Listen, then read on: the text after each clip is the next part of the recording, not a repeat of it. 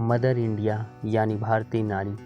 यह कहानी है उस महिला के जिसके पति के ना रहने पर उसे अपने बच्चों को पालने के लिए समाज में अपना स्थायित्व बनाने के लिए किस हद तक जाना पड़ता है। तो आज के एक्सप्लेन में जानते हैं 1957 में आई फिल्म मदर इंडिया की कहानी। फिल्म शुरू होती है, हमें दिखाया जाता है गांव में नहर का निर्माण कार्य पूर्ण हो चुका है और उसके उद्घाटन के लिए गांव वाले गांव की बुजुर्ग और सम्मानित महिला राधा काकी को बुलाने आते हैं। राधा मना करती है, लेकिन जब लोग नहीं मानते आखिरकार उसे उद्घाटन के लिए जाना ही पड़ता। राधा नहर के गेट की रस्सी खींची रही होती है कि कहानी फ्लैशबैक में जाती है जब राधा की शादी होती है और इस गांव में बहू बन के आई थी। परिवार में राधा की सास सुंदर चाची और उसके पति श्यामू होते हैं और यहीं पर राधा को एक बात पता चलती है कि उसकी सास ने शादी के खर्चे के लिए गांव के ही साहूकार सुखी लाला के पास ज़मीन रखी है और इसीलिए राधा अपने गहने और जेवर उतार कर अपने पति को दे देती है। वो कहती है कि इन्हें बेचकर लाला का कर्ज कम किया जा सकता है, लेकिन श्यामू मना करता है। वो कहता है कि फसल बेचकर भी लाला का कर्ज कम किया जा सकता है। फसल पककर तैयार होती है। रामू इस बार बहुत खुश होता है क्योंकि फसल की पैदावार बहुत अच्छी होती है और वो लाला के कर्ज के बहुत बड़ा हिस्से का अदा कर देगा। और उससे भी ज़्यादा खुशी होती है कि उसके घर एक बालक का जन्म होता है। बेटे की जन्म की खुशी में श्यामू गांव के नाई धोबी को अनाज बांटता है, लेकिन तभी लाला आ जाता है और वो मना करता है। वो कहता है कि यदि उसे बांटना ही है तो वो अपने हिस्से का बांटे, ना कि लाला के हिस्से का। श्यामू की माँ लाला को समझाती है कि उसकी फसल का हिस्सा उसे मिलेगा, लेकिन लाला बोलता है कि अगर ऐसे ही बांटते रहे तो उसका हिस्सा बचेगा ही नहीं, क्योंकि फसल के 3 हिस्से सूद के रूप में लाला को देना होते हैं और एक हिस्सा सुंदर चाची अपने पास रखेगी। राधा कहती है लाला झूठ बोलता है, उसकी बात हुई थी फसल का 3 हिस्सा वो अपने पास रखेगी और एक हिस्सा लाला को सूद के रूप में देगी, लेकिन लाला नहीं मानता और वो पंचायत बुलवाता है। लाला पंचायत को अपने कागज दिखाता है जिसमें लिखा रहता है कि सुंदर चाची फसल का 3 हिस्सा लाला को सूद के रूप में देगी और एक हिस्सा वो अपने पास रखेगी, और इसीलिए पंचायत का निर्णय लाला के पक्ष में जाता है। अब श्यामू और राधा दिन रात मेहनत करते हैं ताकि लाला का कर्ज दिया जा सके, लेकिन लाला का कर्ज कभी कम नहीं होता, क्योंकि फसल का 3 हिस्सा वो लाला को देते थे और एक हिस्सा अपने पास रखते हैं। फसल का एक हिस्सा अपने पास रखने से इनका गुजारा नहीं होता और धीरे धीरे इनकी गरीबी बढ़ती ही जाती है। अब तक इनके घर में 3 बालक हो चुके थे, लेकिन गरीबी अभी भी कम नहीं हुई। वो हर बार फसल काटते हैं और 3 हिस्सा सूद के रूप में लाला को दे देते हैं। अब गरीबी इतनी हो गई थी कि कई बार रामू और राधा को भूखा ही सोना पड़ता है। और एक दिन बच्चे भी भूखे थे, इसलिए सुंदर चाची लाला के पास अनाज मांगने जाती है, लेकिन लाला बदले में घर के पीतल और तांबे के बर्तन मांगता है, तभी वो अनाज देगा। और इसीलिए सुंदर चाची घर के सारे पीतल तांबे के बर्तन इकट्ठा करती है और लाला को दे देती है। राधा और श्यामू दिन रात मेहनत करते हैं, लेकिन इससे ना तो लाला का कर्ज कम होता है और ना उनकी गरीबी। इसलिए राधा श्यामू से कहती है कि उनके पास 5 बीघा जो बंजर ज़मीन है, क्यों न उसे तोड़ा जाए। श्यामू समझाता है कि उस भूमि में सिर्फ बड़े बड़े पत्थर हैं और उसे तोड़ना आसान नहीं, लेकिन उनके पास कोई और रास्ता भी नहीं था, इसलिए वो उस ज़मीन को तोड़ने का निर्णय लेते हैं।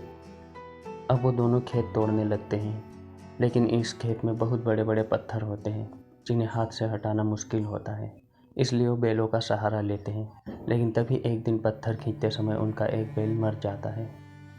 अब श्यामू के पास राधा के जेवर के अतिरिक्त और कुछ नहीं होता है।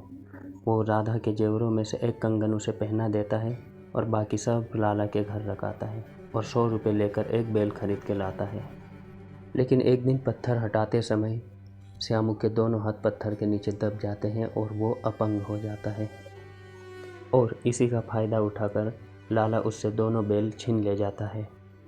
श्यामू को लगता है कि वो अपने परिवार पर अब बोझ बन गया है और इसलिए वो निर्णय करके एक रात अपने घर से बिना बताए निकल जाता है। राधा श्यामू को बहुत ढूंढती है, लेकिन वो कहीं नहीं मिलता। अब सिर्फ उम्मीदों के सहारे वो जी रही थी। श्यामू घर से चले गए और इस सदमे में सुंदर चाची भी नहीं बचती, वो भी स्वर्ग सिधार हो जाती है। और अब राधा ब्राह्मण भोज के लिए अपना दूसरा कंगन भी लाला के घर रख देती है। कुछ दिन बाद राधा को एक और बालक होता है। अब राधा की दरिद्रता और अधिक बढ़ जाती है और इसी बात का फ़ायदा उठाकर लाला राधा से शादी का प्रस्ताव रखता है। वो कहता है कि ज़मीन बैल सब कुछ वो ले ले, बस शादी कर ले।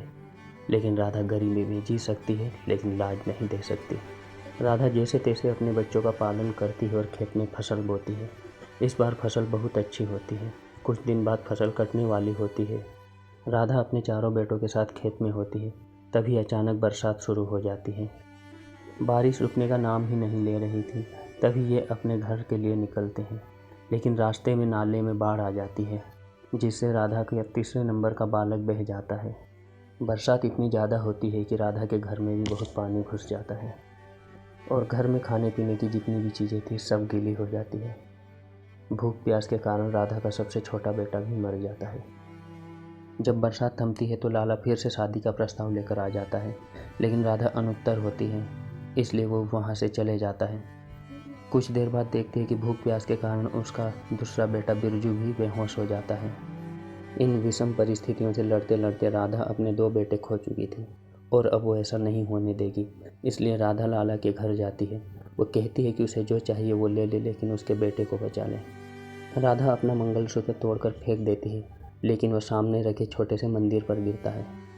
राधा ईश्वर से कहती है कि रास्ता बताना आसान है लेकिन रास्ते पर चलना कठिन है। वो कहती है कि ईश्वर ज़मीन पर आकर देखे कि एक माँ को अपने बच्चों के लिए किस हद तक जाना पड़ता है।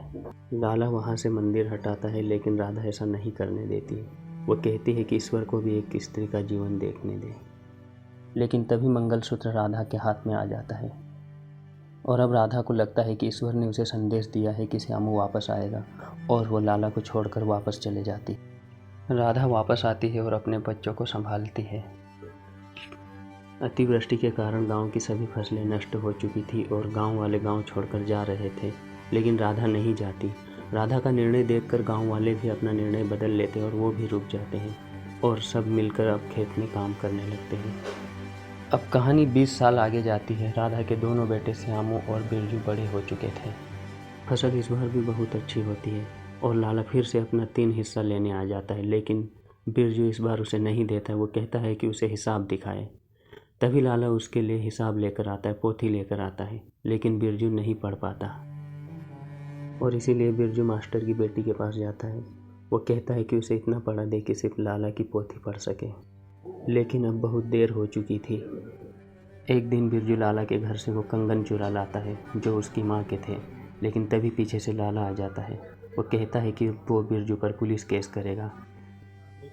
राधा वो कंगन लाला को वापस लौटा देती है और बिरजू को बहुत डांटती है। वो कहते हैं कि उसे चोरी के कंगन पहनाता है। रामू खेत में बहुत काम करता है, लेकिन बिरजू काम नहीं करता है। वो गांव के लोगों के साथ जुआ खेलता है, लड़कियों को छेड़ता है और आए दिन उसकी शिकायतें घर पे आती रहती है। अब राधा निर्णय लेती है कि वो अपने दोनों बेटे की शादी करा देगी और रामू की सगाई हो जाती है। बिरजू और मास्टर की बेटी चंद्रा भी एक दूसरे को पसंद करते हैं, इसीलिए राधा मास्टर जी के पास जाती है बिरजू के लिए चंद्रा का हाथ मांगने, लेकिन वो मना कर देते हैं। मास्टर जी कहते हैं कि चंद्रा के माँ बाप बचपन में ही गुजर गए थे और तब से लेकर आज तक चंद्रा उन्हीं के घर बड़ी हुई है, और वैसे भी बिरजू पर सुखी लाला पुलिस केस करने वाला है, इसलिए वो मना कर देता है। जब लाला की बेटी रूपा को इस बात का पता चलता है कि बिरजू की सगाई चंद्रा के साथ नहीं हुई है, तो वह उसकी बहुत खिल्लियाँ उड़ाती है। दरअसल रूपा हमेशा बिरजू की खिल्लियाँ उड़ाती रहती थी। एक दिन बिरजू चंद्रा से कहता है कि अच्छा हुआ तुम्हारी सगाई मुझसे नहीं हुई। तब चंद्रा कहती है कि तुम्हारी तो शादी भी हो चुकी है गांव की ज़मीन के साथ, लेकिन सुखी लाला ज़बरदस्ती उसे अपने घर ले गया है, तुम्हें उन्हें वापस लाना होगा। अब रामू की भी शादी हो जाती है, लेकिन बिरजू बिल्कुल भी नहीं बदला। उसके आज भी परिवार में सभी से नोक-झोंक चलती ही रहती है। अब रामू के घर बालक होने वाला था और तभी बिरजू कुएं पर पानी लेने जाता है, लेकिन इस बार सुखी लाला की बेटी रूपा और उसकी सहेलियां उसे घेर लेती है और बिरजू की मटकियां फोड़ देती है। अब होली आ चुकी थी और होली उत्सव में सभी लोग नाचते गाते हैं और इसमें रामू, बिरजू, रूपा, चंद्रा, चंपा सभी होते हैं। नाचते नाचते बिरजू को रूपा के हाथ में वो कंगन दिखाई देते हैं जो उसकी माँ के थे और बिरजू वो कंगन उससे छीनने लगता है। गांव वाले बिरजू पर आरोप लगाते हैं कि उसने रूपा को छेड़ा है, इसलिए या तो वो लाला से माफ़ी मांगे या गांव से बाहर जाए। लेकिन बिरजू लाला से माफ़ी मांगने के बजाय उसका गला पकड़ लेता है और इसीलिए लाला के आदमी बिरजू को बुरी तरह पीटते हैं और उसे गांव से बाहर करने का आदेश देते हैं। राधा गांव वालों से बहुत मिन्नतें करती है लेकिन वो नहीं मानते और बिरजू को गांव से बाहर करने का आदेश दे देते हैं। बिरजू गांव से बाहर जाता है और पड़ोसी गांव के लाला के यहाँ से एक बंदूक चुरा लाता है। बिरजू रात में अपने घर आता है और बंदूक को घास में छुपाने लगता है। तभी राधा उसे देख लेती है। राधा और रामू उससे बंदूक छीनने की कोशिश करते लेकिन वह नहीं मानता और बंदूक लेकर घर से निकल जाता है। और रात में ही बिरजू लाला के घर जाता है। लाला बिरजू के हाथ में बंदूक देखकर वहाँ से भागने लगता है। तभी लाला के आदमी बिरजू पर गोली चला देते हैं। अब घायल अवस्था में बिरजू खलिहान की तरफ भागता है और गोली की आवाज़ सुनकर राधा भी उसे ढूंढने निकलती है। बिरजू को ढूंढते ढूंढते राधा खलिहानों में पहुंचती है। वहां देखती है कि बिरजू घायल अवस्था में पड़ा हुआ होता है, लेकिन लाला के आदमी और गांव वाले उसके पीछे पड़े होते हैं। इसलिए राधा वहीं घास के एक ढेर में बिरजू को छुपा देती है और वहां से चले जाती है। तभी रास्ते में राधा को लाला के आदमी पकड़ लेते हैं। उसके हाथ में खून लगा देखकर उन्हें विश्वास था कि उसी ने बिरजू को खलिहान में छुपा दिया है। लाला के आदमी बिरजू को बहुत ढूंढते हैं। जब नहीं मिलता तो वो पूरे खलिहान में आग लगवा देता है। राधा घबरा जाती है और आग के लपटों के बीच में चले जाती है और बिरजू को ढूंढने लगती है, लेकिन बिरजू उसे नहीं मिलता। जब बिरजू को होश आता है तो वो देखता है कि उसकी माँ आग की लपटों के बीच में है। बिरजू अपनी माँ को लेकर गांव की तरफ भागता है, लेकिन उधर लाला और गांव वाले खड़े थे। इसलिए बिरजू अपनी माँ को लेकर नदी के उस पार चले जाता है। बिरजू अपनी माँ को वहीं छोड़कर वो गांव से चले जाता है। राधा बहुत मिन्नतें करती है लेकिन वो नहीं मानता और अंततः बिरजू बागी बन जाता है। अब बिरजू लाला को संदेश पहुंचाता है कि रूपा की शादी होगी और वो उसे उठा ले जाएगा, और इसीलिए लाला राधा के पास आता है। वो कहता है कि बिरजू को सिर्फ तुम रोक सकती हो। राधा लाला को वचन देती है कि रूपा सिर्फ उसकी बेटी नहीं, वो पूरे गांव की बेटी है और वो उसके साथ ऐसा नहीं होने देगी। एक दिन एक बारात जा रही थी। बिरजू को लगता है कि ये रूपा की है, इसलिए वो उसे रोकता है और दुल्हन का घूंघट उठा के देखता है, लेकिन वो बारात रूपा की नहीं चंद्रा की होती है। इसलिए बिरजू बिना कुछ बोले उसे जाने देता है।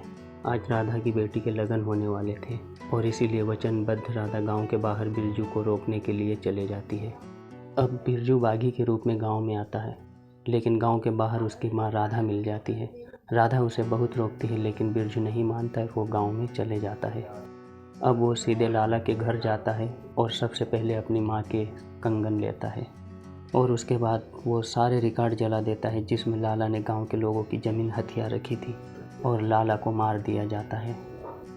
अब बिरजू रूपा को उठाने वाला होता है, तभी रामू बीच में आ जाता है। वो कहता है कि उसकी दुश्मनी सिर्फ लाला से थी और लाला मार दिया गया है, लेकिन बिरजू नहीं मानता। वो रूपा को उठाने की कोशिश करता है, लेकिन रामू बीच में आता है और उससे लड़ता है। लड़ते समय बिरजू की बंदूक गिर जाती है और चंपा बंदूक और रूपा को लेकर राधा के पास चली जाती है, लेकिन बिरजू के आदमी अभी भी रूपा के पीछे पड़े हुए होते हैं। इसलिए रूपा यहाँ से भी भाग जाती है, लेकिन कुछ देर बाद रूपा को बिरजू पकड़ लेता है और उसे वहाँ से लेकर जाने लगता है। तभी सामने आ जाती है मदर इंडिया। राधा बिरजू को रोकती है और कहती है कि रूपा को छोड़ दे, नहीं तो वो गोली चला देगी। बिरजू कहता है कि वो उसका बेटा है, वो उसे नहीं मार सकती। तब राधा कहती है कि रूपा पूरे गांव की बेटी है, वो अपना बेटा दे सकती है लेकिन लाज नहीं। बिरजू राधा की नहीं सुनता और वहाँ से चले जाता है, लेकिन राधा कहती है वो अपना बेटा दे सकती है लेकिन लाज नहीं, और इसीलिए राधा उस पर गोली चला देती है। बिरजू घोड़े से नीचे गिर जाता है और वो जैसे तैसे अपनी माँ तक पहुँचता है। माँ के गले लगता है, जेब से वो कंगन निकालता है जो उसने लाला से वापस लिए थे, लेकिन माँ को कंगन देने के पहले ही वो माँ की गोद में ही मर जाता है। और कहानी अब वहीं आ जाती है जहाँ से शुरू होती है और राधा नहर के गेट का उद्घाटन करती है, लेकिन यहाँ पानी की बजाय हमें खून दिखाई देता है और यहीं पर हमारी मदर इंडिया फिल्म ख़त्म होती है। महबूब खां के निर्देशन में बनी यह फिल्म भारत की पहली फिल्म थी जो ऑस्कर के लिए नॉमिनेट हुई थी। कहा यह भी जाता है कि अमेरिकन लेखिका कैथरीन नियो की बुक मदर इंडिया के विरोध में महबूब खान ने ये फिल्म बनाई थी।